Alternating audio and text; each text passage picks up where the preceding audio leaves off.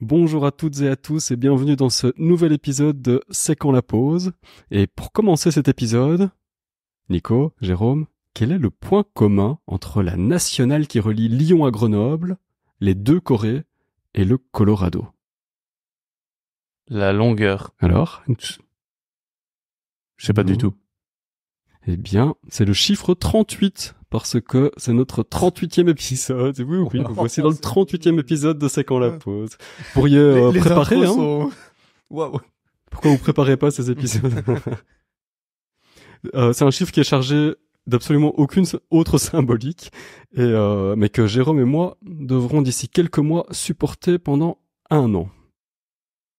Je vous laisse réfléchir à pourquoi, mais bon, il y a une question d'âge derrière tout ça. C'est plein de métaphores. Oui, j'essaie de rajouter quelque chose parce que quand on cherche derrière le chiffre 38, il y a absolument rien, donc c'est pas facile. Mais justement, les gars, comment vous allez aujourd'hui? Dites-moi tout en un objet et une couleur, ou bien une couleur. Oula. Moi, je peux prendre un objet. Je vais prendre un objet. C'est un bonnet. Parce que ça se voit pas à la vidéo, mais au moment où on enregistre, non. il neige bien.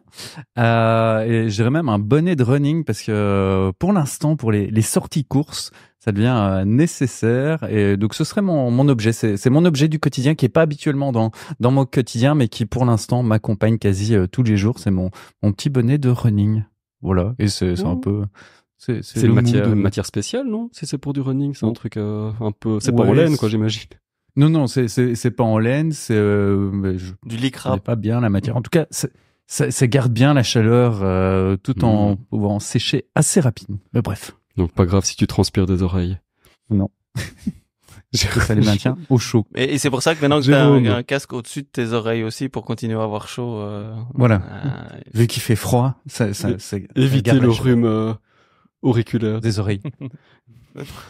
Jérôme, une couleur. Cet épisode commence très bien, décidément. Oui, non, mais c'est en roue libre. Hein. Mais j'étais parti sur une couleur, mais liée un peu aussi à l'objet de Nico, parce que moi j'avais la couleur effectivement blanche comme la neige, mais parce qu'en plus, moi j'attends chaque année la neige avec grande impatience.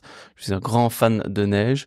Le problème, c'est que vivant à Bruxelles, dès qu'il y a un peu de neige, déjà c'est rare et elle reste pas très longtemps et pas très belle non plus. Donc c'est un peu frustrant, mais je trouve que ça donne quand même toujours une ambiance particulière quand il y a de la neige. Alors, par exemple, aussi, bon après, beaucoup de stress dans les médias où tout est bloqué, en tout cas à Bruxelles, dès qu'on annonce de la neige, tout est bloqué, hein, et une fois sur deux, la neige n'arrive pas, mais bon, bref. Mais voilà, je trouve quand même que c'est magique, il y a un côté magique comme à la neige, et voilà, moi j'aime bien. Donc voilà, plutôt blanc comme la neige, blanc comme neige. Et toi, Léo? Et j'ai entendu, pour rester un peu dans le sujet de la neige, que 2 entreprises, dont la nôtre, nous suggéraient vivement de travailler en télétravail, quoi, parce qu'il allait y avoir un tout petit peu de neige. C'est dingue. Et même plein d'annulations dans les transports en commun, dans des magasins qui ferment, des écoles aussi. Enfin, je trouve que ça prend, enfin, voilà. Un peu principe de prudence ou de stress, je ne sais pas, mais c'est vrai que c'est assez fou. Mais j'ai pas forcément suivi la météo, si ce n'est pour savoir quand il allait neiger pour y aller, pour sortir, courir avant. Mais il va y avoir tant de neige que ça. Enfin, on fait un point météo en même temps. Mais genre, j'ai l'impression que vous annoncez l'apocalypse, alors que pour moi, la neige, c'est. Mais en fait, c'est une petite couche. Ben oui, mais moi, c'est des fois l'impression. Alors, on entend un peu de tout, hein. J'ai entendu pas de neige à 25 cm de neige. Mais après, c'est effectivement tout le ramdam que ça fait, ou quand on relit un peu certains médias, des annulations, des adaptations, télétravail, restez chez vous, on ferme les écoles. Ça prend des proportions. Enfin, je veux dire, des pays où ils ont l'habitude d'avoir 1 ou 2 mètres de neige, ils doivent quand même bien se foutre de nous à Bruxelles, hein, mais oui. Voilà, mais oui, chez nous c'est paralysé. Oui, vraiment. Il se passe rien.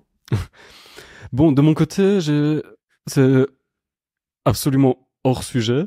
Ce sera le câble de charge. Je suis enfin, après 2 mois d'utiliser une voiture qui peut se recharger sur l'électrique, enfin j'ai accès au câble associé et je peux profiter de l'aspect écologique de la voiture, et ça fonctionne. Je pensais ne jamais y arriver, alors qu'il suffit de brancher d'un côté, de l'autre, de faire passer sa petite carte, et tout marche bien. Ça se bloque, il n'y a pas de voleurs qui peuvent venir chercher ton câble, rien.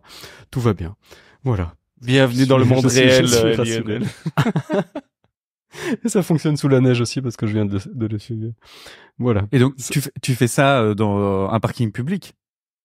Dans la rue? Oui. Ça se fait soit dans les parkings d'entreprise, il y a parfois des bornes, soit sont les bornes de rue.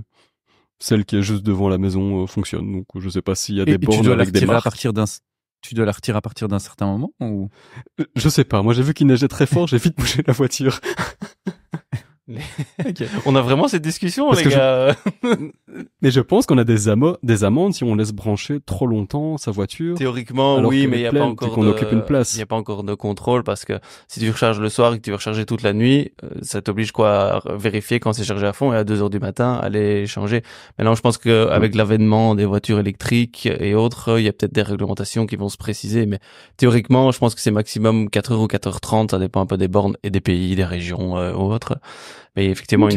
une durée limitée de chargement pour qu'il y ait un roulement aussi et une disposition suffisante pour l'ensemble des véhicules électriques. Mais voilà, il n'y a pas encore de vérification en tant que telle. J'ai l'impression. C'était déjà ta chronique, Jérôme? Non, pas spécialement, mais voilà. Bon, nous allons clore cet épisode Oui. ici. C'était un épisode spécial météo, neige, qui paraîtra quand il n'y en aura plus. Donc, un peu plus sérieusement, dites-moi un peu ce qui vous occupe ou qui vous préoccupe pour le moment. Jérôme, vas-y. Mais moi, garde la main. je garde la main pour un coup de gueule quand même. Okay. J'ai envie de partager un petit coup de gueule par rapport à. Il a déjà fait un coup de gueule sur la neige, donc. C'est pas continue un petit coup de gueule. non. J'étais très content de voir la neige. C'est juste, je suis toujours étonné de l'ampleur que ça prend dès qu'on annonce un peu de neige en Belgique et à Bruxelles particulièrement.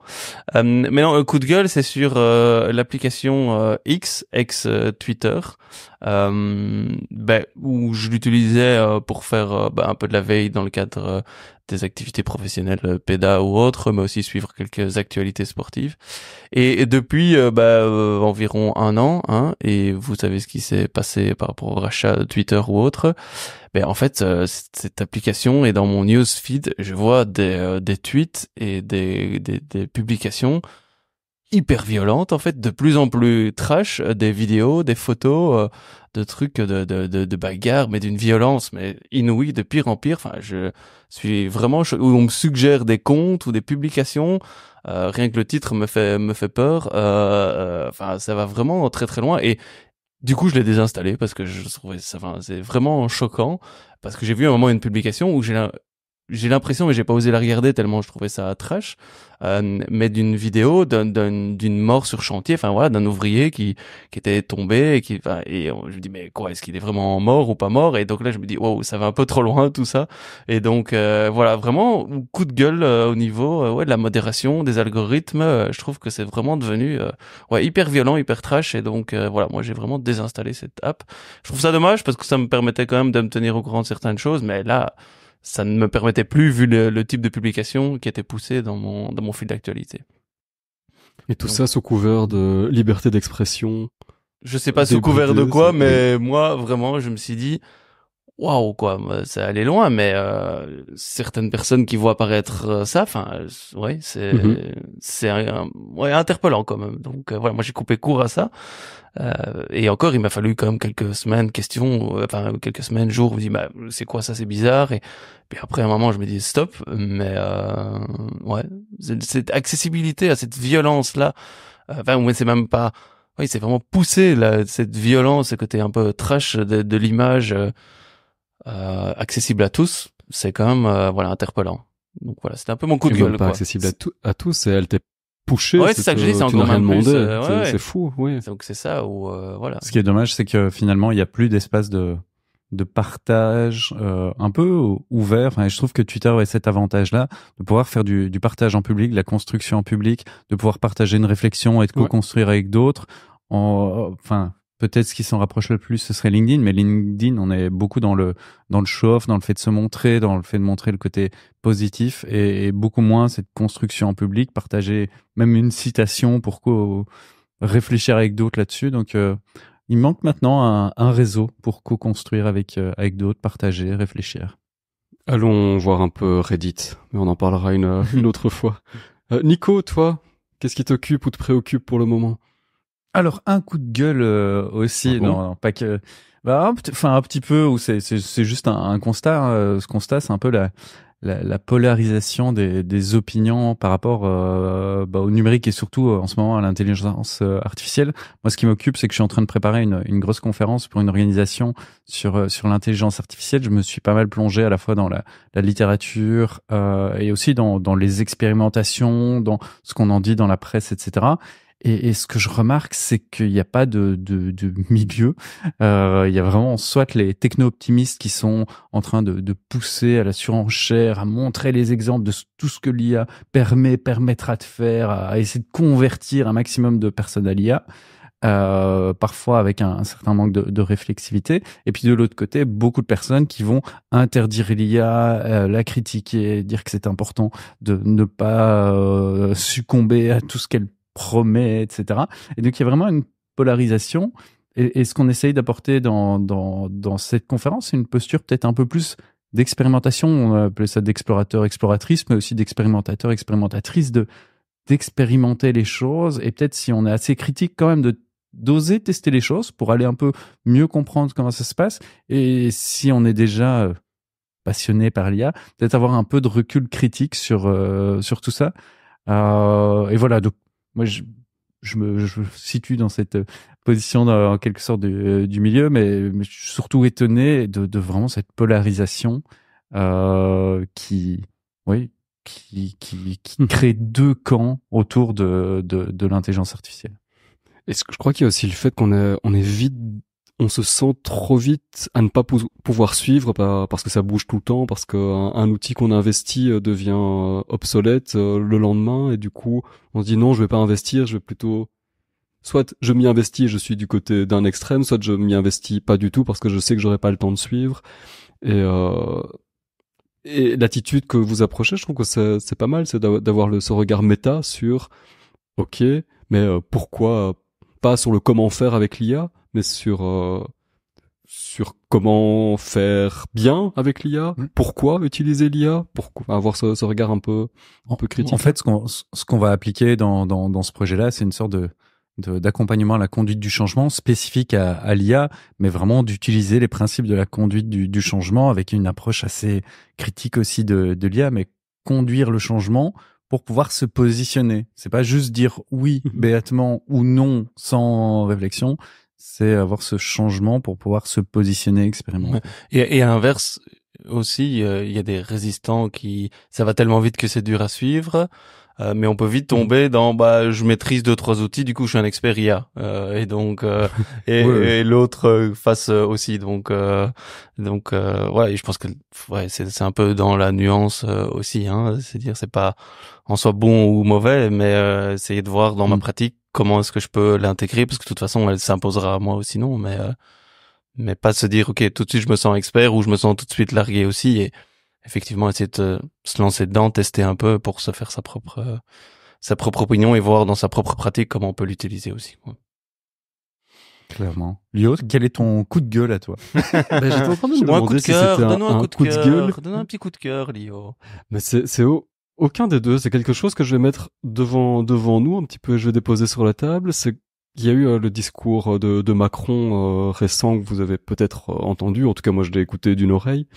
Et il a parlé d'uniforme et de réinstauration de l'uniforme, c'est-à-dire sous forme d'un projet pilote, je crois, cette année, dans 100 écoles qui l'ont accepté, donc c'est sur base d'un choix volontaire, de réinstaurer l'uniforme. Puis je me suis dit, c'est quoi ma position pour l'uniforme? D'emblée, comme ça, sans réfléchir, c'est non, on fait ce qu'on veut. D'un autre côté, c'est pourquoi est-ce qu'on devrait s'encombrer de devoir réfléchir à sa tenue alors que c'est pas le lieu, l'école, pour ça, et que ça prend une place très importante, je crois, en milieu scolaire, de réfléchir à la manière avec laquelle on s'habille, de voir comment les autres s'habillent, de se situer. Donc ça prend beaucoup de place. Et puis ça gomme aussi des inégalités socio-économiques. Donc je trouve ça pas mal sur le fond d'avoir de l'uniforme, et je trouve que ça gomme tous les aspects qui font le charme aussi de l'école. C'est le lieu où s'entremêlent les différences, plein de différences, où on voit qu'on se cherche, où c'est objet aussi de discussion, de discorde, d'envie. Et je suis mitigé, c'est pour ça que je dépose ça devant nous. Vous avez un avis sur l'uniforme, là, en 15 secondes? Le mien, il est pas tranché, en tout cas. Je pense qu'il y a eu des études sur le sujet et en fait, l'uniforme n'est qu'un des marqueurs parmi d'autres de différenciation. Enfin, l'uniforme, pardon, les habits sont qu'un des marqueurs et donc gommer l'un des marqueurs, d'autres reviendront en quelque sorte à la charge et permettront quand même d'avoir une différenciation. Donc, on pourra se moquer des accents. Oui, par exemple.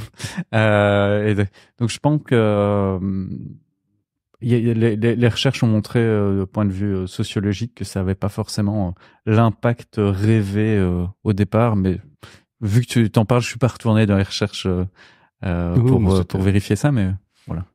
Pas d'opinion tranchée.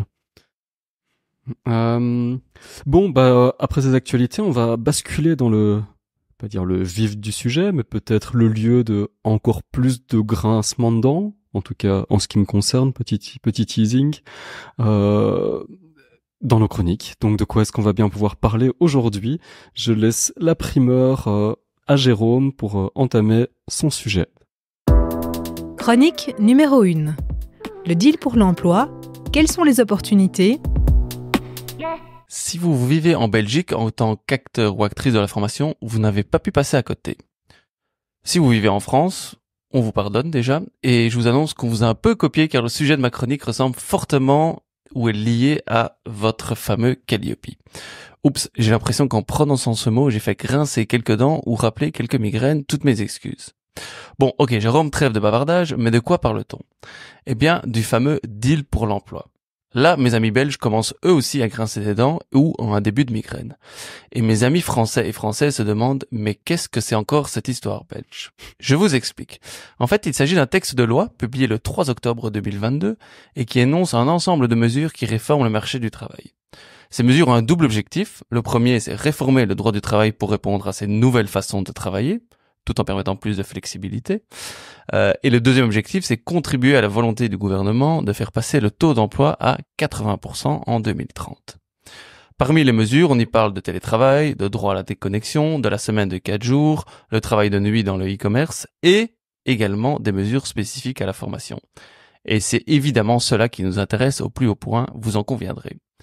Et deux grandes mesures relatives à la formation sont décrites. Le plan de formation annuel et le droit individuel à la formation. En résumé, ce texte oblige les entreprises de plus de 20 travailleurs d'établir un plan de formation annuel avant le 31 mars de chaque année. Ce plan doit également prévoir des formations destinées aux personnes appartenant à des groupes à risque comme les plus de 50 ans ou des travailleurs porteurs d'un handicap. Donc concernant la deuxième mesure, le droit individuel à la formation, jusqu'à présent, ce droit à la formation était collectif et consistait en un nombre moyen de jours de formation par équivalent temps plein réparti dans l'entreprise. Désormais, ce droit est individuel et concerne chaque travailleur. Donc si l'entreprise compte au moins 20 travailleurs, le nombre de jours de formation sera de 5 par an et par travailleur à temps plein. Bref, voici une série de mesures qui donnent un cadre très précis aux entreprises. Plus qu'un cadre, il s'agit de mesures législatives, donc contraignantes. En tout cas, qui peut être vu comme tel. J'avoue, pas si secrètement, que c'est aussi le premier sentiment vécu à la lecture et à l'analyse de ce texte qui fait la part belle à la formation, notamment en termes d'unité de temps. Mais on peut aussi le voir comme une réelle opportunité, une chance à saisir. Et c'est bien l'option plus positive que je prends dans cette chronique, je préfère voir le champ des possibles. D'une part parce que c'est plutôt ma nature et mon caractère, et peut-être aussi mon côté fleur bleue, et d'autre part parce que de toute façon on n'a pas le choix.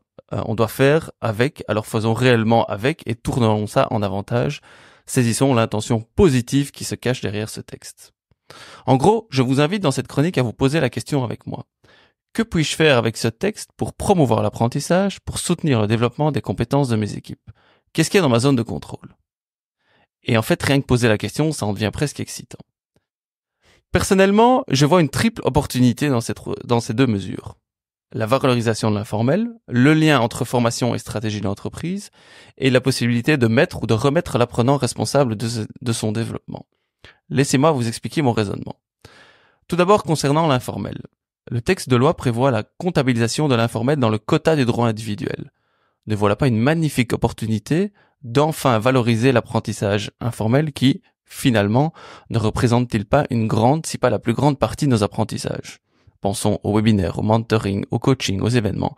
Bref, autant d'occasions de stimuler l'apprentissage sans rentrer automatiquement dans « il faut suivre une formation de manière formelle », qui peut être contraignant, notamment d'un point de vue logistique. Deuxième opportunité que je pointe est le lien qui peut ou doit d'être fait entre le développement de compétences et la stratégie de l'entreprise. En effet, étant donné l'obligation d'un plan de formation et le droit individuel, il serait pertinent de faire l'exercice, si ce n'est pas encore fait, de voir en quoi ces formations, qu'elles soient formelles ou informelles, peuvent contribuer aux objectifs de l'entreprise.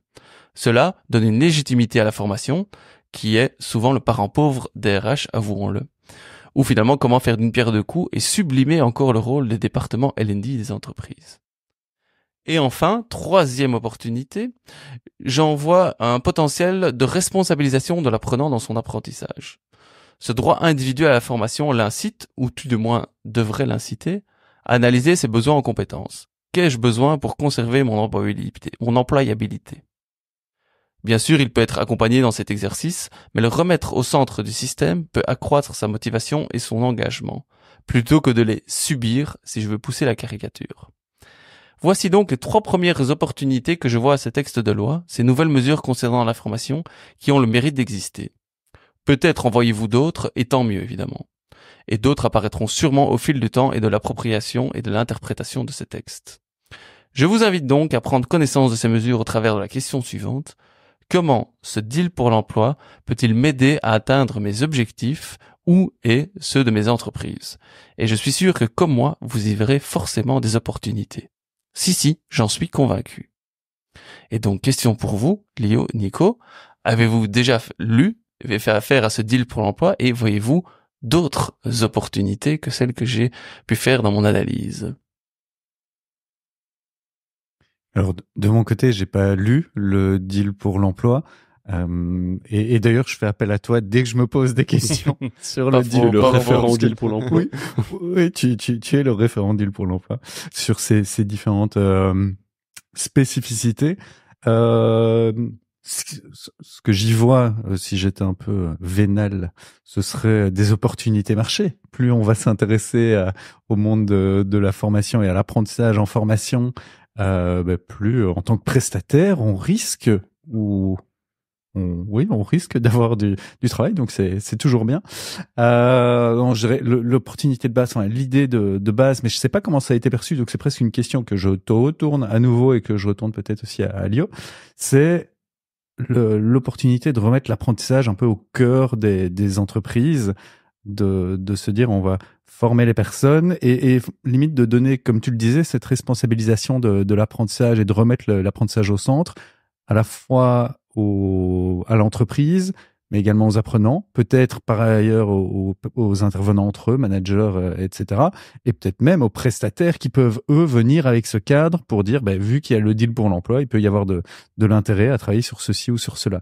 Donc j'ai l'impression que ça remet l'apprentissage au cœur des préoccupations, mais c'est peut-être aussi mon côté fleur bleue, et c'est peut-être pas comme ça que ça se passe. Qu'est-ce que tu constates, toi, pour l'instant, et puis un premier constat était de la part des entreprises, pas spécialement des prestataires, parce que j'ai plus de contact avec les entreprises et départements L&D. Ils le voyaient effectivement un peu plus comme une contrainte à la base et dire en fait on va aller traquer un peu à la chasse pour remplir les quotas de formation formelle et surtout aussi informelle. Donc leur focus était plus comment est-ce qu'on va traquer pour justifier ce droit individuel à la formation, et on va faire un plan de formation et on va remplir un template parce qu'il faut le faire aussi. Donc ça, c'était vraiment la première réaction à chaud. Maintenant, je constate quand même que le temps faisant son effet, certaines entreprises essayent de voir ça plus comme une opportunité. Oui, mais finalement, en fait, traquer, ça, c'est pas si évident que ça, c'est pas si facile, et donc c'est peut-être une opportunité de reprendre la main complètement sur justement notre l'offre de formation et le développement des compétences, et ça donnera plus de pertinence et du coup si on reprend vraiment la main, pour le mesurer, in fine, ça deviendra aussi plus facile plutôt que d'être toujours réactif et d'aller chercher derrière. Donc je remarque quand même que certaines entreprises se disent finalement si je suis plus proactif, j'y gagne des deux côtés, c'est que je reprends la main, je remets ça au centre et pour le mesurer, c'est plus facile que si je vais simplement aller rechercher et je suis très réactif par rapport à ça. Donc ça, je vois déjà une petite évolution à ce niveau-là. Est-ce que ça n'a pas poussé à revenir presque à l'usage de la formation d'une ou deux journées parce qu'au moins on peut facilement la comptabiliser par rapport à d'autres choses. Enfin, moi je vois peut-être là un peu de négatif, mais je me demandais c'est effectivement ça et on tombe sur ce que je disais un peu l'unité de temps en fait, qui est le quota et ça je trouve que c'est un petit peu la limite, mais voilà, voyons ce qu'on peut faire là-dedans. Maintenant la grosse question qui arrive aussi, c'est comme je le disais dans ma chronique, c'est la valorisation de l'informel en fait.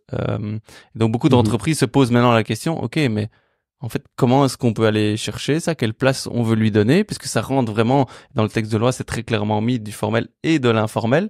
Donc beaucoup d'entreprises se posent d'abord la question, mais pour nous, c'est quoi finalement l'informel? Et comment ça vit? Donc un premier exercice d'analyse et de définition, c'est quoi l'informel, pour après dire ok, qu'est-ce que j'en fais? Et donc il y a une vraie place, et j'en parlais dans l'épisode précédent aussi. Et ça, par rapport au bilan 2023 où on a vu l'informel beaucoup plus émerger, mais et je pense que ça a contribué aussi le fait que dans ce texte de loi, on parle de l'informel et de sa valorisation. Beaucoup d'entreprises maintenant le voient apparaître et voir qu'est-ce que j'en fais et avoir une vraie stratégie informelle. Juste une question pour bien comprendre le contexte. Oui, c'est comme toutes les questions que je pose habituellement à Jérôme. Je fais une nouvelle là sur l'informel. Est-ce que c'est la formation informelle et ou l'apprentissage informel? Donc, tu donnais l'exemple du webinaire. Si je suis un webinaire d'1 heure, ça, j'imagine qu'on peut le comptabiliser. Si le webinaire me demande après ou me donne, je sais pas, une fiche outil pour mettre en œuvre, imaginons un webinaire en gestion de projet, une nouvelle technique de gestion de projet, que je commence à l'appliquer, que je prends 2 heures pour l'appliquer, mais que ça n'a plus rien à voir avec le webinaire. Est-ce que ça, je peux le faire rentrer dedans ou pas? Ouais. Donc, dans le texte de loi, et après on laissera le parole à Lio quand même, et qu'il puisse réagir, mais sans rentrer, mais donc il y a le texte de loi qui fait référence à un autre texte de loi où là il y a la définition de la formation formelle, mais donc c'est vraiment formation formelle et informelle, et en gros, sans rentrer trop dans les détails, il distingue les deux en disant formation formelle, ça doit être dans un groupe avec un haut degré d'organisation, le lieu est nettement séparé du lieu de travail et c'est organisé avec un haut degré d'organisation par un formateur ou un organisme de formation. Ça, c'est ce qui définit le formel. Et l'informel est un peu tout le reste, donc ça peut être individuel ou en groupe. Ça doit forcément toujours être lié à sa fonction et à son travail, mais le lieu doit être fortement rapproché alors à ce moment-là de son lieu de travail. Et donc il donne des exemples de participer à des événements, à des webinaires ou autres qui peut être comptabilisé dans l'informel. Mais toujours avec l'unité de temps, et c'est ça un peu le paradoxe aussi, c'est qu'on essaie de mesurer en unité de temps l'informel, mais par définition l'informel c'est peut-être pas être formalisé, mais voilà, en gros, donner quelques contours. C'est justement là-dessus que je voulais rebondir, c'est que je trouve ça hyper positif qu'on ait cet apprentissage, cette formation qui devient centrale dans les préoccupations de l'entreprise, mais là où j'ai une petite réserve, mais c'est un mal nécessaire sans doute, c'est qu'on a plutôt que d'avoir une culture d'apprentissage qu'on essaye d'instiller un petit peu partout, on a une culture administrative de l'apprentissage. Et on fait passer l'apprentissage comme quelque chose et la formation comme quelque chose qui devient à mesurer et avec une vision comptable, comme on le disait précédemment. Même l'informel, que je trouve ça super chouette qu'on l'encourage, cet informel. Pour moi, il va tout écraser et il devrait tout écraser. C'est pas encore le cas, mais c'est ça qu'il faut réussir à faire, j'en suis persuadé. Et même cet informel, on en parlait dans l'épisode précédent, effectivement, on veut le mesurer, on veut le faire rentrer dans des cases. Pour le valoriser, certes, mais pour le valoriser, on voit bien que on ne le valorisera que si on parvient à lui associer une valeur comptable. Donc encore des chiffres dans des cases. Donc c'est dommage de devoir tout rendre administratif pour le faire exister. Donc ça n'a de valeur que si c'est mesurable, ça veut dire si ça peut être introduit dans un formulaire.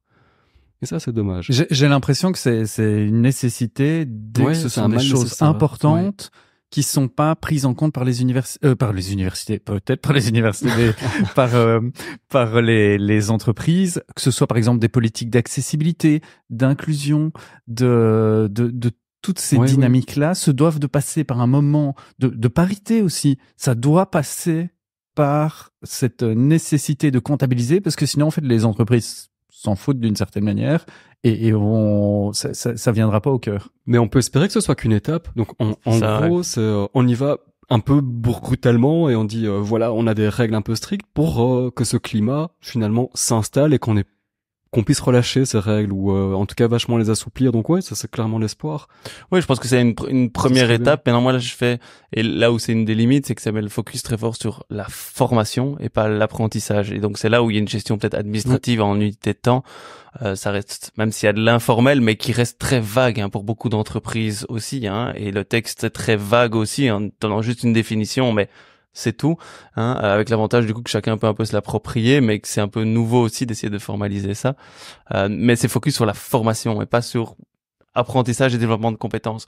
Donc moi, je le vois en me disant, ça a le mérite d'exister, de donner une place, une légitimité, donc en faire le lien aussi, c'est ce que je disais, avec la stratégie de l'entreprise, hein, et dire il faut quelque chose, donc comment est-ce qu'on peut le rattacher à une stratégie, à des objectifs de business de l'entreprise, et que ce n'est qu'une étape avec, et là mes amis et amies françaises, je pense de ce que j'entends des échos que j'ai pour pas le vivre me rejoindront, et parce que tu parlais aussi de prestataires, Nico, tantôt, d'aller vraiment vers du Calliope, hein, qui est là la certification des organismes de formation ou des prestataires de formation, développement de compétences ou autres, qui, de ce que j'entends, des échos que j'ai, est d'une lourdeur administrative et fait peur à beaucoup de prestataires aussi. Et donc là où l'intention était louable à la base, on tombe dans de l'administration qui dessert finalement l'objectif initial.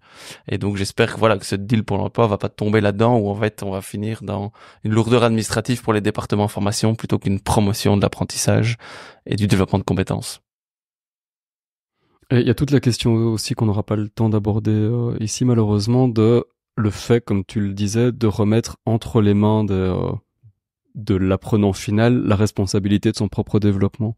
Est-ce qu'il faut pas forcer l'accompagnement pour que ce soit efficace, ce genre de choses-là? On en parlera à une autre occasion. Et merci Jérôme.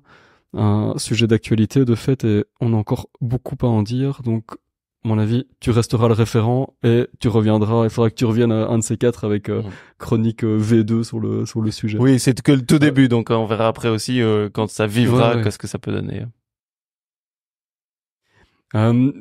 Nico, toi, tu vas aborder le sujet aussi, qui concerne les apprenants et leur manière de se former, et plutôt via les plateformes d'apprentissage.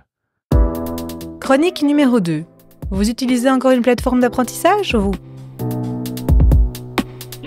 Je vous l'annonce d'emblée, cette chronique n'est pas un pari perdu. Pourtant, je vais m'amuser à vous raconter l'histoire des plateformes d'apprentissage et leur évolution de Learning Management System à Learning Experience Platform au regard des concepts de surveillance chez Michel Foucault et de braconnage chez Michel de Certeau. Oui, les Michel ont une place importante dans mon cœur. Mon histoire commence au début des années 2000, au milieu des bruits de modem 56K. Tout le monde découvre Internet et c'est l'éclosion au sein des organisations des Learning Management Systems, autrement appelés par leur acronyme LMS. Leur promesse, offrir une gestion optimale des apprenants combinée à une simplicité de diffusion des contenus de formation. Ils se nomment alors Moodle, Dokeos, Cifadis ou encore Talent LMS. Grâce à eux, les formateurs ont un espace où créer et diffuser leur contenu, qu'il s'agisse de PDF, de vidéos, de quiz, d'activités collaboratives, de forums ou de wiki. On peut quasi tout y faire. Les apprenants ont, eux, facilement accès au parcours qu'ils doivent suivre, parfois guidés par un questionnaire d'analyse des compétences. Et, comble du comble, les organisations ont accès à des tableaux de bord pour analyser toutes les activités d'apprentissage et faire du reporting. Le rêve! Sauf qu'à bien y regarder, tout n'est pas si rose. Les Learning Management Systems sont en fait des Teaching Management Systems, où l'apprenant a peu de liberté. C'est en fait le formateur qui décide de tout. Et finalement, la liberté du formateur est elle-même à la merci de l'administrateur de la plateforme. Les fonctionnalités et possibilités sont effectivement entre les mains des services IT. C'est le moment de notre première référence sociologique. On peut voir les LMS comme des prisons modernes et numériques au sens de Michel Foucault, où on enferme apprenants et formateurs pour cadrer et comptabiliser leurs actions. Au fil du temps, les LMS connaissent une forte croissance dans toutes les organisations. Toute institution digne de ce nom souhaite avoir sa plateforme d'apprentissage. C'est chic et ça démontre qu'on est innovant, voire qu'on ne reste pas sur le quai à regarder le train du numérique passer. Pourtant, la sociologie aurait pu nous aider à lire l'avenir. C'est là qu'entre en scène le deuxième Michel de la chronique, Michel de Certeau et son ouvrage L'invention du quotidien, paru en 1980. Dans ce livre, il récuse la thèse de Foucault. Oui, il arrive que les Michel ne soient pas d'accord entre eux. Bref, il récuse la thèse de Foucault selon laquelle les individus sont des êtres passifs et dépossédés, en d'autres termes emprisonnés. Il met plutôt en avant leur capacité créative, laquelle serait cachée dans un ensemble de pratiques quotidiennes qu'il appelle ruses et qui s'opposerait aux stratégies des gens du pouvoir. Et c'est ce qu'il s'est passé. Au début des années 2010, avec l'apparition du Web 2.0, du cloud, des outils mobiles, formateurs comme apprenants désertent les LMS. De Certeau l'écrivait, ces ruses subtiles qui ne peuvent être détectées par les autorités prendraient place dans des lieux communs. Les formateurs comme les apprenants utilisent effectivement les outils du quotidien pour enseigner et apprendre. Les étudiants créent des groupes Facebook et plus tard WhatsApp pour échanger, ce qui amène les formateurs à utiliser les mêmes outils pour partager leurs ressources. Lorsque ce n'est pas le cas, les formateurs diffusent eux-mêmes leur contenu via des Padlet, des espaces Teams ou tout autre outil plus ergonomique, plus ancré dans le quotidien et moins contrôlé que les LMS. Finalement, l'avènement du contenu éducatif en ligne et notamment la vague des cours en ligne ouverts et massifs, finalement, avec l'avènement plutôt du contenu éducatif en ligne et notamment la vague des cours en ligne ouverts et massifs, les apprenants commencent à apprendre en dehors des canaux de formation traditionnels grâce à des plateformes que tout le monde connaît comme Coursera, Udemy, LinkedIn Learning, aussi des applications mobiles, des blogs, des vidéos YouTube et d'autres ressources non institutionnelles. Nous sommes alors en 2018 et ce braconnage, c'est le terme utilisé par Michel de Certeau pour nommer toutes ces ruses, ce braconnage par les utilisateurs ne peut plus durer. Face à cela, les Learning Management Systems se muent alors en Learning Experience Platform, en admettant leurs erreurs du passé. Les LMS étaient conçus pour les administrateurs, pas pour les utilisateurs. Ces LXP, c'est leur nouvel acronyme, proposent en façade une nouvelle approche. L'agrégation de contenus provenant de différents endroits, y compris de différents LMS, de fournisseurs de contenus tiers et de n'importe où sur le web. Tout cela améliore l'expérience de l'apprenant et garantit que son parcours d'apprentissage sera dynamique. Ils recommandent et fournissent le bon contenu à la bonne personne au bon moment. Cela permet de personnaliser l'expérience d'apprentissage car aucun apprenant n'est semblable à aucun autre. Ça, c'est la théorie. En pratique, qu'en est-il réellement en 2024 ? Bref, aujourd'hui. Les apprenants utilisent plutôt Google qu'un LXP pour trouver le contenu qui leur permettra de développer des compétences. Les formateurs continuent à utiliser des outils du quotidien, Teams, WhatsApp et Padlet pour diffuser leur contenu ou même créer des parcours d'apprentissage. Les LXP restent principalement utilisés comme des LMS au sein des organisations, c'est-à-dire pour de la diffusion de contenu plutôt qu'une agrégation de contenu. Et puis la liste des 100 outils pour l'apprentissage, dont on vous met le lien en description, ne contient que 3 plateformes d'apprentissage, dont Moodle à la 39e position. Moodle qui, je le rappelle, est un LMS. Et pourtant, un seul et unique besoin, bon, peut-être que je caricature, mais tout de même, un seul et unique besoin anime les départements formation de la plupart des organisations, trouver ou voir parfois changer de plateforme d'apprentissage. Tout à fait. Oui, on se sent tous concernés parce que ça retrace un peu l'histoire de notre vie, j'ai l'impression. On est retourné au 56K dans les années 2000. Dans ma tête, c'était pas avant. On était déjà grand. Puis non, c'était à ce moment-là. Mais donc la question que je vais amener avec ça, peut-être la question de notre discussion, c'est pourquoi est-ce que tout le monde veut sa plateforme LMS? Alors je le disais un peu en caricature, le fait de se montrer innovant, le fait de se dire que le numérique passe par une plateforme. Mais à côté de ça, qu'est-ce que vous constatez? Et je vous le montrais en off, pas plus tard qu'hier, j'ai reçu une demande d'une organisation pour les aider à faire un cahier des charges LMS. Donc ça reste constant et c'est assez récurrent. Je pense un élément qui arrive sur le haut de la liste, en tout cas selon moi, c'est ces aspects de, comme tu disais, d'enfermement pour pouvoir contrôler ce qui s'y passe. Donc pour eux, c'est c'est de la contrainte C'est la faute du administrative. deal pour l'emploi. Voilà, Oui, c'est la faute du deal pour l'emploi. ça reste un outil pour organiser, pour mettre en place des recommandations de formation. Comment est-ce qu'on va mettre ça en place en ayant l'occasion de le traquer autrement qu'en utilisant un outil qui le facilite, qui simplifie tout ça. Et puis c'est des outils un peu all-in-one. C'est pas toujours, mais c'est le lieu où tu peux gérer des sessions, mais aussi créer ton contenu, ou comme tu le disais avec les LXP, agréger du contenu extérieur. Cela dit, je remarque les mêmes travers que toi, mais j'ai l'impression que c'est pas toujours pour une raison louable, en tout cas qu'on en fait l'usage. Moi, je pense que Jérôme, la réflexion que je me fais, c'est quand tu disais tout le monde veut un LMS, c'est qui en fait le tout le monde? Est-ce que c'est le responsable formation pour pouvoir facilement diffuser, mesurer et mettre à disposition du contenu? Est-ce que c'est les apprenants qui disent en fait moi j'ai envie d'une plateforme où je peux me former assez facilement?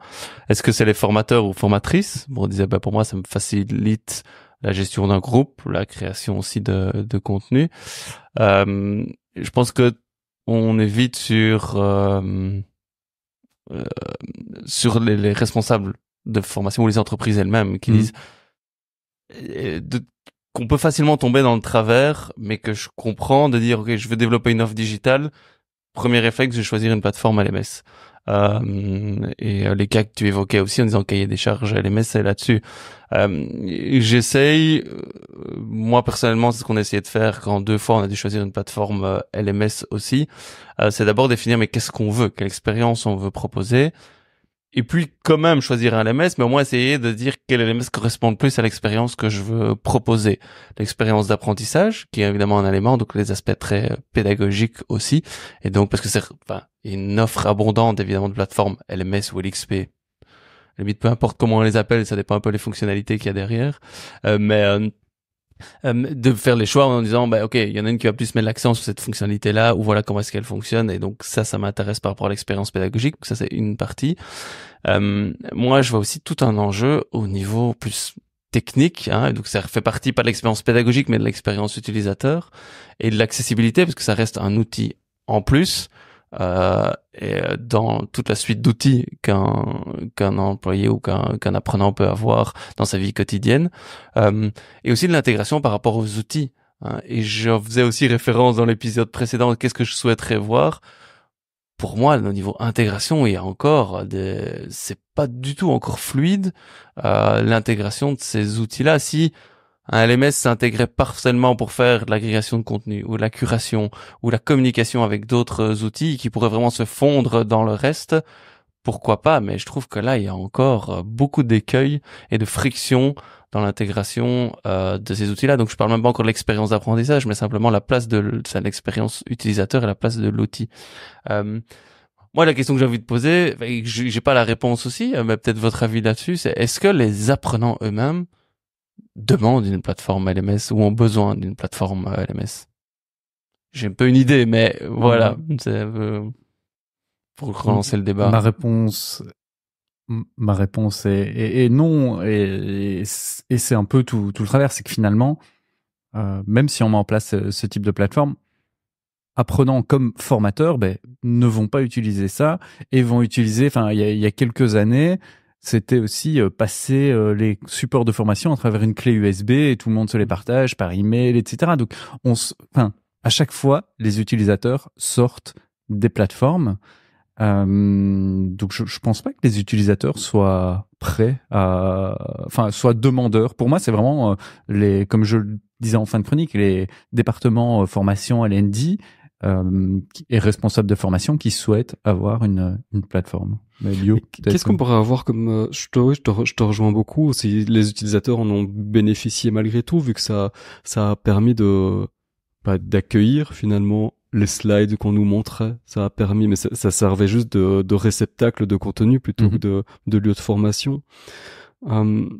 Quelque chose que je me demandais, c'est au niveau de justement de ces aspects de contrôle et de qui a le pouvoir sur ces plateformes et à qui est-ce qu'il pourrait être intéressant de le donner.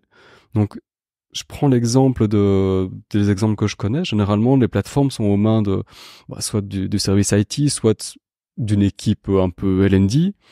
Mais ces personnes ont juste un pouvoir un peu organisationnel de voir quel service on va mettre à disposition. Est-ce que tout tourne bien en termes de mise à jour, de éventuellement formation des utilisateurs. Mais il n'y a pas de pouvoir contraignant. Donc on peut pas aller voir un peu quel est l'usage qui est fait dans telle formation, tel cours, et comment est-ce qu'on pourrait contraindre que ça se passe autrement. Donc j'ai l'impression que c'est tout, on a reproduit les salles de classe où chacun faisait comme il voulait à l'intérieur de ses cours. Et je trouve qu'il y a quelque chose peut-être de plus à faire là, d'aller voir comment est-ce que les formateurs, peut-être les utilisateurs, s'approprient cet outil qui leur tombe un petit peu dessus pour essayer d'adapter certaines choses, peut-être à leur pratique. Mais maintenant, ça restera de fait un outil dédié à la formation qui s'ajoute ils n'ont rien demandé, les utilisateurs, qui s'ajoutent aux outils qu'ils utilisent au quotidien. Ouais.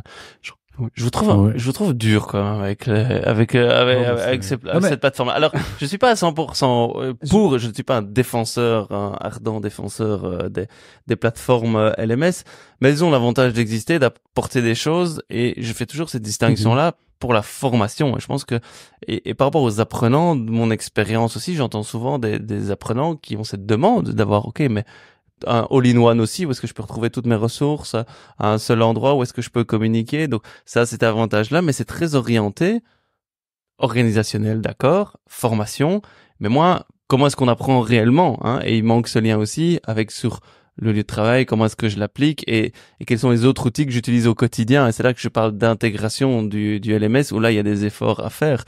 Mais avoir un endroit où je peux suivre mon trajet, hein, et donc ça dépend de nouveau des fonctionnalités. Je dis pas que je suis à fond pour les LMS, mais ça a quand même des avantages aussi.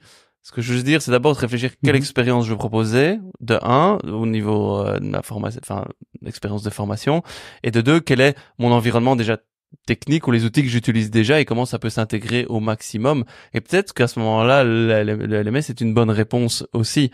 Hein. Donc, c'est tenir compte à la fois de l'expérience que je veux proposer, mais du contexte d'apprentissage, pas uniquement de formation. Et je fais bien la distinction entre les deux de mes apprenants. Voilà, comme on a déjà dit aussi, si analysons d'abord dans la réalité de l'entreprise, quels sont les outils qui sont dans 80% du temps utilisés, et ça va être, des Google, des WhatsApp, des Teams et autres, et si on arrive à utiliser des outils qui peuvent un maximum communiquer et s'intégrer là-dedans, et une bonne plateforme LXP, LMS, peu importe qui s'intègre là-dedans, pourquoi pas. Mais alors, ce qu'on voit aussi, c'est qu'on a de plus en plus ce qu'ils appellent en France des SIRH, qui ont un module e-learning qui n'a pas toutes les fonctionnalités d'un LMS ou même sûrement pas d'une LXP, mais qui sont utilisés parce qu'ils communiquent beaucoup avec avec les autres plateformes et les autres choses. Et donc le choix est fait, on déforce peut-être certaines fonctionnalités purement PEDA, mais parce que ça s'intègre avec d'autres outils et ça a ces avantages-là aussi. Et donc je pense que le risque que moi je vois, c'est les plateformes LMS et LXP qui sont complètement déconnectés en fait du reste. Et donc si on arrive à vraiment les intégrer un maximum, il y a pour moi une vraie plus-value quand même. Et qui apparaissent même parfois comme une simple contrainte où il faut faire acte de présence parce qu'on sait qu'on apparaîtra dans des logs, ce genre de choses. Mais t'y méprends pas, je crois qu'on n'est pas complètement contre, mais un peu critique parce que c'est le lieu. Enfin oui, je parle pour moi.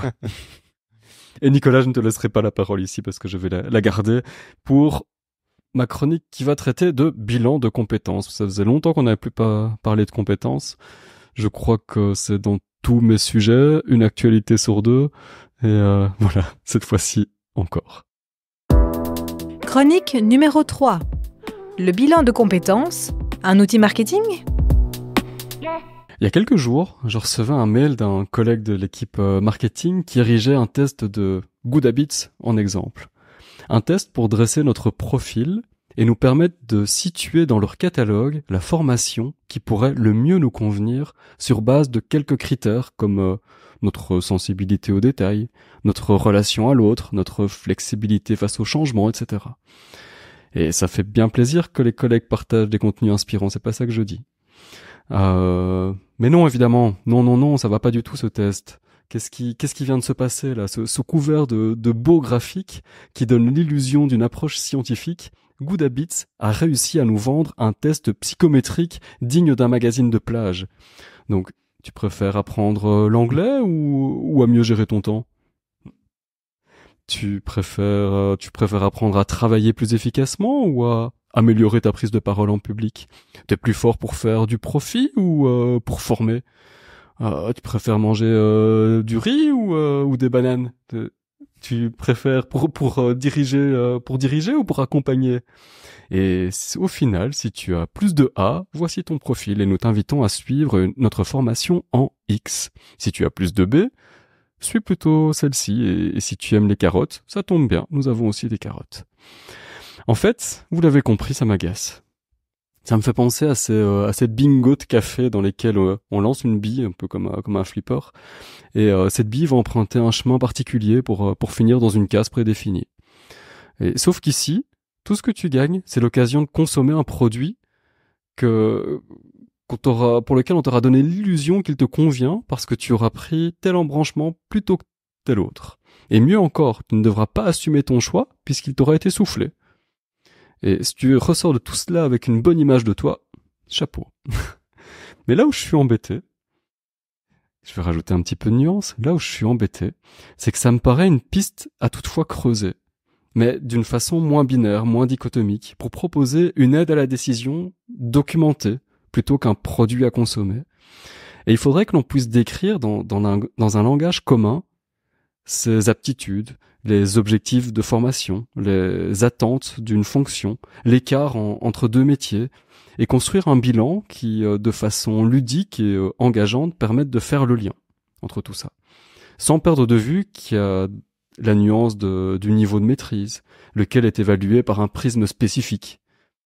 Bref, c'est labyrinthique tout ça, ou plutôt même mathématique. Puis, on ferait bien de tenir compte de certaines contraintes contextuelles, parce que ça suffit pas tout ça, et de préférences d'apprentissage, de disponibilité, de langue et tout le tralala. En fait, plus la pertinence paraît inatteignable, plus j'ai quand même envie de tenter le truc. Imaginez un peu un outil qui analysera votre historique de formation et de carrière. Un outil qui vous interrogera sur certains points pour vous indiquer de quel métier ou rôle vous avez un profil assez proche et comment réduire l'écart entre vous et le poste convoité, tout en vous proposant une formation accessible directement et qui convienne à vos attentes et vos disponibilités. Et cette formation, une fois terminée et réussie, vous dispensera de certains modules estimés redondants de la formation suivante. Et avec tout ça, on a oublié de se poser finalement la question de savoir s'il y avait une demande de la part de l'utilisateur pour tout ça et de quel type de demande il pouvait s'agir. Alors oui, le bilan de compétences est un levier marketing en ce qu'il va à la rencontre du client pour l'aider à rendre l'offre lisible et lui montrer à quel point elle peut lui convenir. Un outil aussi utile pour le marketing que pour l'utilisateur final donc. Et à ce détail près qu'il ne faut pas prendre le client pour un con, ni abuser de son éventuel manque de discernement. Je conclus par dire que je n'ai absolument rien ni contre Good Habits, ni contre mes collègues qui ont partagé ce bilan, parce que c'est une bonne pratique et je crois de fait qu'il y a vraiment quelque chose à en retirer. C'est juste, ça me paraît complètement impossible ou hyper compliqué de mettre en place quelque chose qui puisse être relevant et utile pour tout le monde. Vous en pensez quoi, vous, du bilan de compétences? Vous avez déjà pratiqué? Je dirais que, de mon point de vue, c'est illusoire à 2 titres. Premièrement, parce que je pense que c'est impossible d'y arriver si ce n'est à le personnaliser vraiment en fonction de la situation de travail.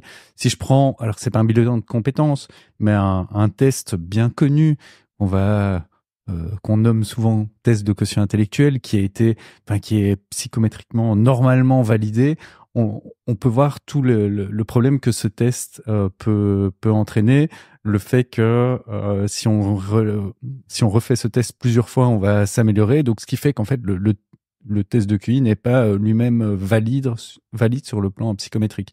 Pourtant, ça a été un test qui a été énormément travaillé, qui a essayé d'être validé. Donc, c'est montrer la difficulté que ça peut être de créer un bilan de compétences en quelque sorte universel. La deuxième chose qui fait que je suis pas pour les bilans de compétences, et ça c'est un postulat aussi peut-être un peu plus épistémologique, c'est que pour moi, et des chercheurs l'ont montré, la compétence est moins prédictive que le sentiment de compétence. C'est le sentiment de compétence qui va prédire le fait qu'on met une compétence en œuvre par la suite.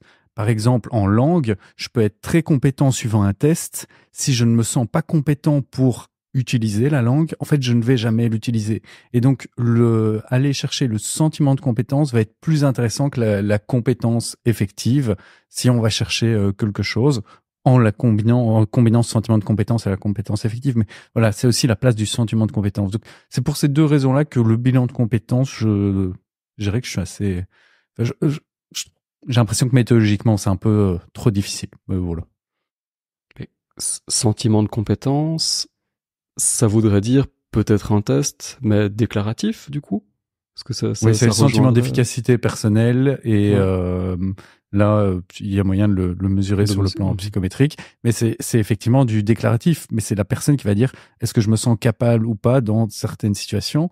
Et ça va être plus prédictif d'un comportement futur que la compétence elle-même. Tu peux maîtriser une compétence, mais si ton sentiment d'efficacité personnelle sur cette compétence n'est pas haut, en fait, tu risques de pas vraiment la mobiliser. Donc, on doit plus travailler sur le sentiment de compétence. Une difficulté de ça, et puis Jérôme, je t'offre la parole. C'est le côté, imaginons que j'ai un sentiment de compétence, d'efficacité personnelle sur une certaine compétence qui est faible. Du coup, si on utilise quelque chose comme ça, on va nous suggérer une formation qui pourrait développer cette compétence. Formation qu'on risque de trouver redondante parce que, en fait, je savais déjà tout ça. Donc, ça va me faire peut-être prendre conscience de mon sentiment d'efficacité plus élevé, mais ça risque de me paraître lourd de devoir suivre une formation pour laquelle mon problème c'était mon sentiment d'efficacité et pas ma compétence. C'est pour ça que la formation doit elle-même s'axer sur des compétences et pas sur des savoirs. Et donc de voir dans quelle mesure on mobilise ces savoirs et on est compétent pour le montrer à la personne. Et pas juste un ensemble de savoirs. Et c'est de combiner les deux, effectivement, compétences et sentiment de compétence. Jérôme? Ouais. Non, pas mal de choses. Maintenant, par rapport à ce que tu décris et je mets des guillemets entre bilan de compétences de Good Habits, c'est pas ce que ma vision d'un bilan de compétences. Et c'est là pour moi où est la distinction à faire, parce que le principe d'un bilan de compétences comme outil un peu boussole pour faire le point et qui m'aide à voir qu'est-ce qui est pertinent pour moi, je pense que ça a du sens. Maintenant, c'est comment est-ce qu'effectivement on le fait, et demander est-ce que tu préfères ça ou ça, c'est pas un bilan de compétences qui va te permettre de. Mais non, ça a le mérite d'exister et peut-être d'inciter certaines personnes à aller vers la formation. Donc voilà, mais ça se limite uniquement à ça et ça n'a pas plus.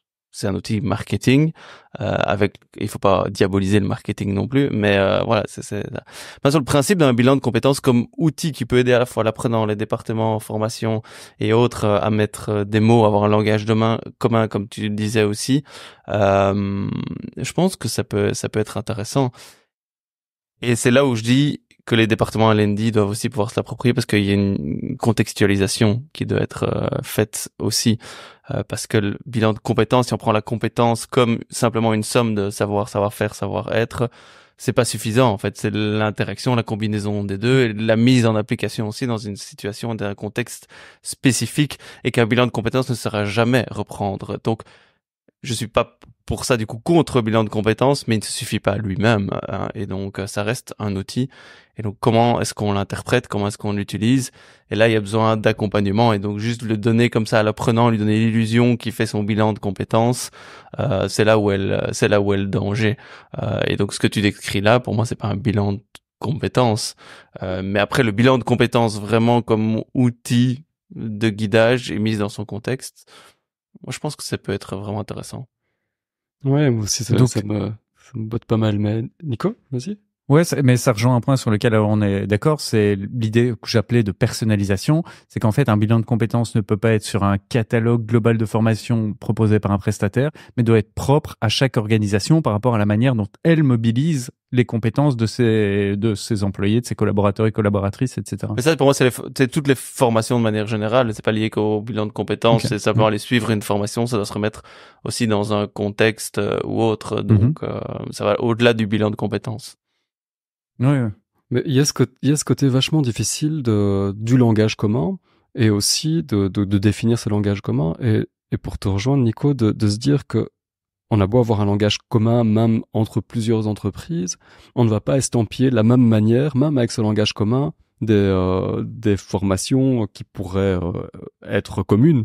Enfin, je pense qu'il y a un côté humain biaisant du point de vue de l'utilisation de ce langage commun qui fait que c'est illusoire d'avoir un outil universel qui permet de ça et il est nécessaire que cet outil s'accompagne de toutes les limites et explicitement puisse dire voilà ce que je ne fais pas, voilà ce que je fais et à un taux de précision de autant de pourcents parce que je me base sur tel et tel élément pour le dire et pas donner l'illusion que en flat que voilà tu es comme ça et donc tu as besoin de ça et tu iras mieux ou tu gagneras plus de sous avec ça. Ouais, mais si je fais une question un peu provocante, pied de nez, est-ce qu'il vaut mieux un bilan de compétences ou rien du tout? Ouais. Voilà. Je pense qu'il vaut mieux. Je suis pour. On vous laisse avec ça, chers auditrices et auditeurs. Ouais, il y a. Oh, bah, je vous reviendrai aussi plus tard avec l'expérimentation qui en aura été faite parce que je suis vraiment très tenté de voir sur un tout petit périmètre ce qu'il est possible de faire et avec quelles limites. Voilà pour les chroniques. J'ai peut-être une demande et peut-être que certaines auditrices et auditeurs ont la même demande. Vu que tu as déjà cité l'entreprise qui était derrière, est-ce que pour mieux contextualiser et mieux visualiser, tu partagerais en description un bout de ce bilan de compétences pour voir ce que c'est effectivement ce qui a été proposé ou... Oui, bien sûr, sans problème. Ça s'appelle le Good Scan de Good Habits. Ah, donc c'est même public de leur côté. Oui, tout à fait. Et qu'est-ce que je voulais... Oui, et qu'on ne s'y méprenne pas, j'ai vraiment rien contre eux. De fait, c'est pas un bilan de compétences qu'ils font, mais ça m'a fait penser, moi, à la difficulté qu'il y aurait à mettre en place un bilan de compétences. Mais par contre, ce qu'ils font, c'est, oui, sous couvert de ce type de test, c'est orienté dans un catalogue, oui. Ouais, mais c'était pour mieux illustrer pour nos éditrices et auditeurs. Donc, on retrouvera ça en description. Fait. Merci. Bien sûr. Et en description, ce qu'on retrouvera aussi, et que vous attendez toutes et tous, ce sont nos recommandations.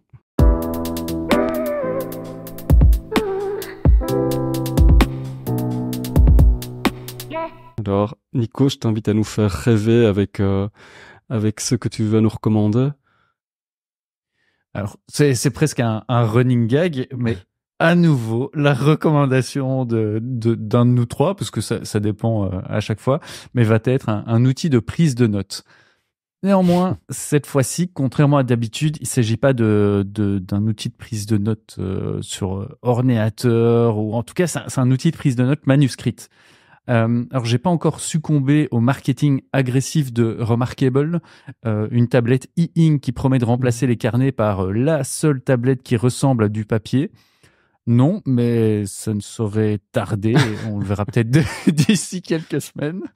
Pour l'instant, j'ai juste recommencé à utiliser mon iPad et l'application GoodNotes qui est passée en version 6, si je me trompe pas. C'est donc une application de notes manuscrites qui offre l'avantage par rapport à des carnets physiques d'avoir toujours ces notes à portée de main, organisées dans des carnets qui sont propres à chaque projet, synchronisés sur différents appareils. Donc, je peux prendre note sur mon iPad directement, ça va être disponible sur mon ordinateur. Je peux réutiliser ces notes-là. Il peut y avoir une retranscription de mes propres notes directement sous forme de texte. Et de mon côté, j'utilise l'application pour tous mes projets un peu de learning design, que ce soit des notes de réunion, des notes d'atelier, des dessins de parcours d'apprentissage, voire des wireframes de solutions, de de plateforme d'apprentissage ou de parcours d'apprentissage. Et d'une certaine manière, l'application reste complémentaire au papier que je continue d'utiliser, mais plus pour des phases d'idéation. Je dirais que GoodNote, c'est plus lorsque je veux ne pas utiliser mon ordinateur qui met d'une certaine manière une barrière avec l'interlocuteur ou l'interlocutrice et que je veux quand même garder les notes à portée de clic. Voilà, GoodNote à tester. Voilà, Nicolas ne va pas mieux, il est toujours un petit peu malade. on va pas rentrer dans le débat, mais c'est vrai que je t'ai vu à l'œuvre et Jérôme aussi d'ailleurs, et c'était vachement, je sais pas si c'est tentant, mais en tout cas, on va pas rentrer dans le débat ici. Jérôme, go. Oui, mais donc, on se rappelle la résolution de Nico de cette année, hein, donc faire moins et mieux, hein, et qui, voilà, on s'en rappellera au fur et à mesure de différentes Nico. Moi, pour ma part, c'est un ouvrage qui date un peu de 2008, hein, donc ça paraît long, mais c'est pas non plus la préhistoire. Sur justement, et qui fait, à mon avis, le prolongement de ta chronique et du débat qu'on avait après, Lio, sur la compétence. Donc, ça s'appelle Repenser la compétence de Guy Le Borteff, qui est un prof Sherbrooke.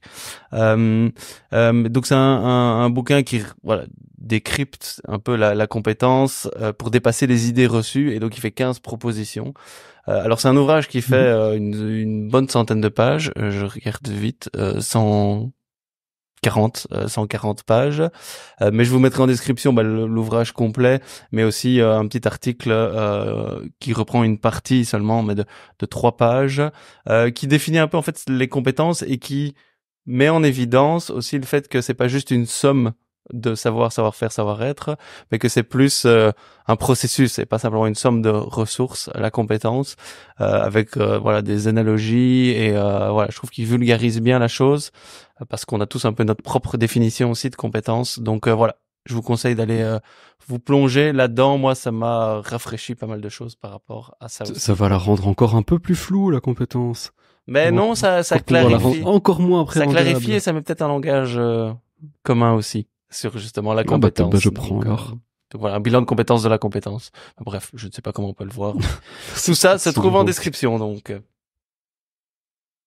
De mon côté, c'est une application que je n'ai pas utilisée. Enfin, si, que j'ai utilisée, mais c'était pas mon initiative. C'était pour suivre quelqu'un d'autre qui l'utilisait et qui n'a aucun lien avec le monde de la formation. Et je crois que je n'en vois aucun. Ça tombe bien, ça cadre parfaitement avec le podcast, c'est génial. Mais non, c'est une recommandation malgré tout. The Polar Steps, que vous connaissez peut-être et qui permet de suivre soit ses propres déplacements, plutôt voyages, soit ceux des autres, et en l'occurrence c'est le déplacement de quelqu'un de l'équipe que je suis qui a de la chance de voyager en Nouvelle-Zélande pour le moment, et donc grâce à ça il fait voyager un petit peu ceux qui le suivent à coup de photos. Je pense qu'elles s'ajoutent automatiquement, enfin elles sont automatiquement dans l'application géolocalisées sur la carte, et il suffit de les sélectionner, de faire des associés à des genres de checkpoints. Il peut rajouter un petit peu de texte, on peut interagir, et donc pour qui l'utilise de manière assez disciplinée, c'est vraiment chouette. Ça fait carnet de voyage pour ceux qui peuvent pas l'accompagner, donc c'est très tentant de l'utiliser soi-même, mais encore faut-il faire des beaux voyages comme ça. En attendant, on en profite comme ça, et c'est super cool. Vous connaissiez, vous? Recommandation 4 mois trop tard pour moi, mais ça aurait été cool pour ouais, c'est vraiment bien justement pour les road trips comme t'en as fait là, c'est super cool. Et je crois que c'est chouette aussi le côté trace que ça laisse. Ouais. Jérôme? Non, j'ai pas de lien avec la formation. On pourrait un peu le hacker et partager ses voyages d'apprentissage aussi, ou ses moments d'apprentissage aussi. Après, pourquoi pas? Ou bien pour traquer les formateurs. Je l'avais pas vu comme ça, moi, mais plutôt partager ses expériences. Voilà, j'ai appris ça, j'ai vu ça, suivez-moi dans mon parcours d'apprentissage. J'y pense comme ça à chaud, mais... Pourrait être faire un portfolio, quoi. Ouais, pourquoi faire un portfolio. Il y a le côté très fort axé autour de la photo et de la carte, mais pourquoi pas? Je vous laisse expérimenter. Et on en arrive tout doucement, on aura un petit peu dépassé le temps, mais c'est presque un running gag là, on n'en parle même plus. à la fin de cet épisode, de ce 38e épisode. Souvenez-vous, on a plein de moyens de le retenir. On vous remercie d'avoir tenu jusqu'ici. On vous aura peut-être retrouvé à Learning Tech. Donc on aura peut-être eu l'occasion d'échanger avec vous. Ça, on en parlera lors du prochain épisode que l'on aura tourné là-bas. Donc au plaisir de vous y avoir croisé en tout cas. Et on vous souhaite tout le meilleur pour supporter l'hiver et la neige qui l'accompagne. Et on se donne rendez-vous dans 2 semaines ou dans quelques temps. À bientôt les gars. Salut Nico, salut Jérôme. Bientôt. Ciao, ciao, à bientôt. Salut tout le monde. Salut.